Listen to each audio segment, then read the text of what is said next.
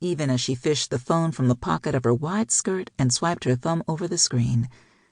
Dread curdled inside her like milk left out on the counter too long, because a part of her knew what awaited her in her inbox. Stop being so melodramatic. It could be an email from her principal about the upcoming school year. It could be Facebook spam from a Montana rancher telling her in broken English how they were spiritual soulmates. It could be, "You're next," at yahoo.com. No subject line, just like the others. Bile raced up within her, scalding the back of her throat before she convulsively swallowed the acid back down. The phone shook in her trembling hand. She knew what awaited her even as her thumb hovered over the ominous email address. Terror and disgust congealed in her belly. But she opened the mail. She had to. Otherwise, it would just sit there like a bomb waiting to explode.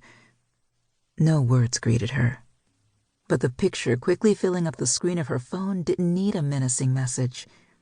In this case, the picture wasn't just worth 1,000 words, but a damn book. Death, pain, horror. The tortured expression and glassy stare in the unnaturally pale face of the woman. The broken body, lying on the dark, grimy ground of a shadowed alley. The large green dumpster. The woman's only companion. The necklace of bruises around her neck. A different woman in each email, but the same gruesome image of death. The same warning in the email address. "You're next." She powered down her cell with a jerky, abrupt motion and shoved it back into her pocket. Not tonight.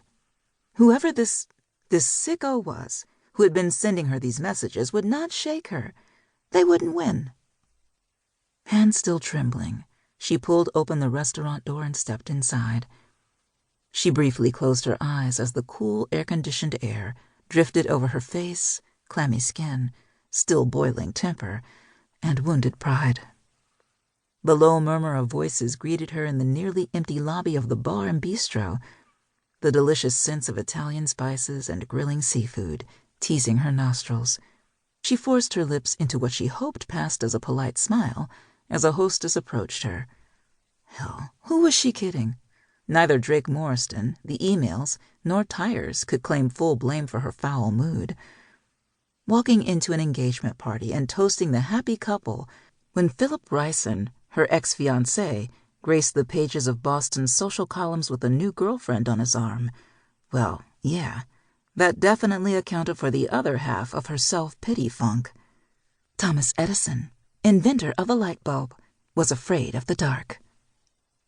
The useless bit of trivia popped into her head, and she inhaled a calming breath. Hey, some people used martinis or chocolate to soothe their nerves. She memorized obscure facts. Tomato, tomato. And the trivia kept more inches off her size 14 hips and ass than the chocolate did. Sloane!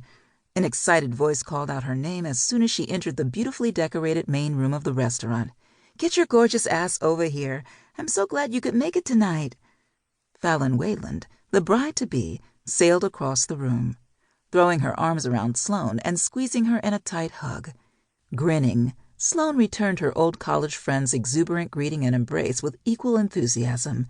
You look beautiful, Sloane said, once Fallon released her, and it was nothing short of the truth. Fallon, with her wild curls, golden skin, and startling gray eyes, had always been a striking woman.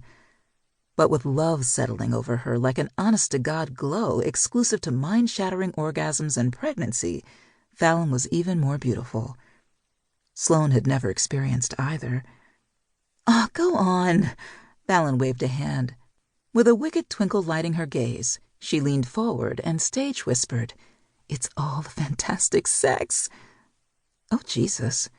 Fallon cackled and, looping her arm through Sloane's, led her toward a table with a big silver fountain. Reaching past the flutes of golden champagne, Fallon grabbed a Sam Adams Rebel Rider. Sloane grinned. Fallon definitely knew her. "Here." Fallon pressed the bottle into Sloane's hand. "Drink up. I was a little worried you wouldn't be able to make it. You're preparing for the new school year, right?"